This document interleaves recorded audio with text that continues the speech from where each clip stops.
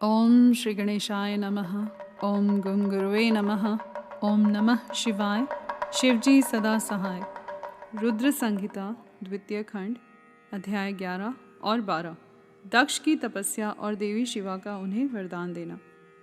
नारद जी ने पूछा, पूज्य पिताजी, दृढ़तापूर्वक उत्तम व्रत का पालन करने वाले दक्ष ने तपस्या करके देवी से कौन सा वर प्राप्त किया तथा वे देवी किस प्रकार दक्ष की कन्या हुई? ब्रह्मा जी ने कहा, नारद, तुम धन्य हो। इन सभी मुनियों के साथ भक्ति पूर्वक इस प्रसंग को सुनो। मेरी आज्ञा पाकर उत्तम बुद्धि वाले महाप्रजापति दक्ष ने क्षीर सागर के उत्तर तट पर स्थित हो देवी जगदम्बिका को पुत्री के रूप में प्राप्त करने की इच्छा तथा उनके प्रत्यक्ष दर्शन की कामना के लिए उन्हें हृदय मंदिर में विराजमान करके तपस्या प्रारंभ की। दक्ष ने मन को संयम में रखकर दृढ़तापूर्वक कठोर व्रत का पालन करते हुए शौच संतोष आदि नियमों से युक्त हो 3000 दिव्य वर्षों तक तप किया। वे कभी जल पीकर रहते, कभी हवा पीते और कभी सर्वथा उपवास करते थे। भोजन के नाम पर कभी सूखे पत्ते चबा लेते थे। मुनि श्रेष्ठ नारद तदंतर यम नियम आदि से युक्त हो जगदम्बा की पूजा में लगे हुए दक्ष को देवी शिवा ने प्रत्यक्ष दर्शन दिया। जगन्मयी जगदम्बा का प्रत्यक्ष दर्शन पाकर प्रजापति दक्ष ने अपने आप को कृतकृत्य माना। वे कालिका देवी सिंह पर आरूढ़ थी। उनकी अंग कांति श्याम थी, मुख बड़ा ही मनोहर था। वे 4 भुजाओं से युक्त थी और हाथों में वरद, अभय, नीलकमल और खड़ग धारण किए हुए थी। उनकी मूर्ति बड़ी मनोहारिणी थी। नेत्र कुछ कुछ लाल थे। खुले हुए केश बड़े सुंदर दिखाई देते थे। उत्तम प्रभा से प्रकाशित होने वाली उन जगदम्बा को भली भांति प्रणाम करके दक्ष विचित्र वचनावलियों द्वारा उनकी स्तुति करने लगे। दक्ष ने कहा, जगदम्ब, महामाए, जगदीशे, महेश्वरी, आपको नमस्कार है।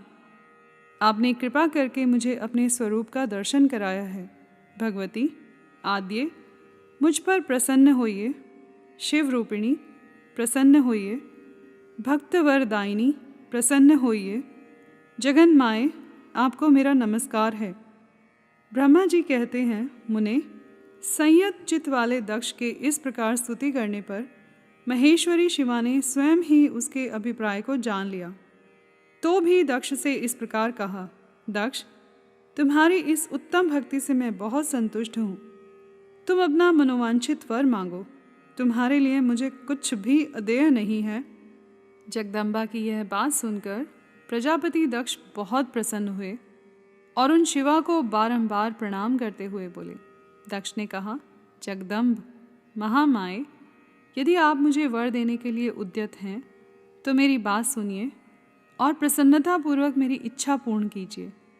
मेरे स्वामी जो भगवान शिव हैं, वे रुद्र नाम धारण करके ब्रह्मा जी के पुत्र रूप से अवतीर्ण हुए हैं। वे परमात्मा शिव के पूर्णावतार हैं, परंतु आपका कोई अवतार नहीं हुआ, फिर उनकी पत्नी कौन होगी? अतः शिवे, आप भूतल पर अवतीर्ण होकर उन महेश्वर को अपने रूप लावण्य से मोहित कीजिए। देवी, आपके सिवा दूसरी कोई स्त्री रुद्रदेव को कभी मोहित नहीं कर सकती। इसलिए आप मेरी पुत्री होकर इस समय महादेव जी की पत्नी होइए। इस प्रकार सुंदर लीला करके आप हर मोहिनी यानी भगवान शिव को मोहित करने वाली बनिए। देवी, यही मेरे लिए वर है। यह केवल मेरे ही स्वार्थ की बात हो ऐसा नहीं सोचना चाहिए।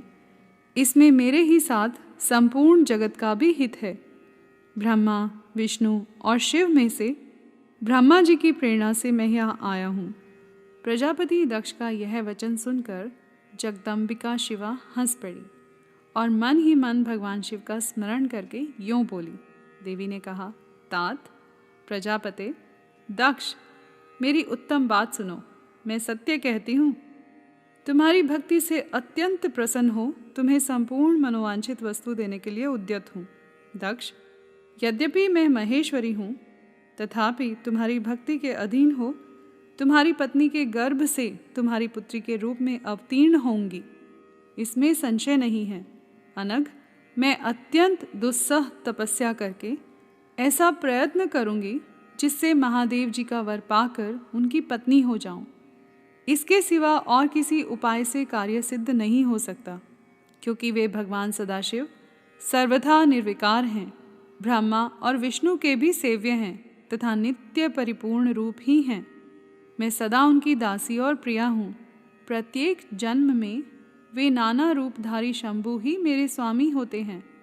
भगवान सदाशिव अपने दिए हुए वर के प्रभाव से ब्रह्मा जी की भ्रुकुटी से रुद्र रूप में अवतीर्ण हुए हैं।